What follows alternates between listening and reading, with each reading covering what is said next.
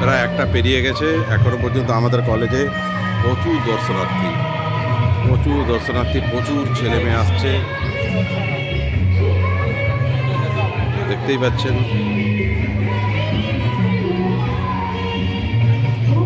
অনেকগুলো selfie zone করা হয়েছে, এই একটি সেলফি জোন, সেই কোণে একটি সেলফি জোন আছে, আবার ওই পশ্চিম দিকের কোণে একটি সেলফি জোন করা আছে, এই কোণটাতে একটি সেলফি জোন করা আছে। এবং আমাদের কলেজে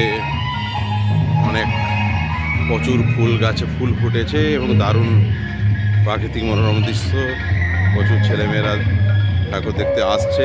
বিকালে এই মাঠে লোক ধরানো যায় না কোনো বছরই। আর আসছে এবার মেন আসল প্রতিমা মঞ্চ, আপনারা দেখতে পাচ্ছেন কীভাবে সাজানো হয়েছে।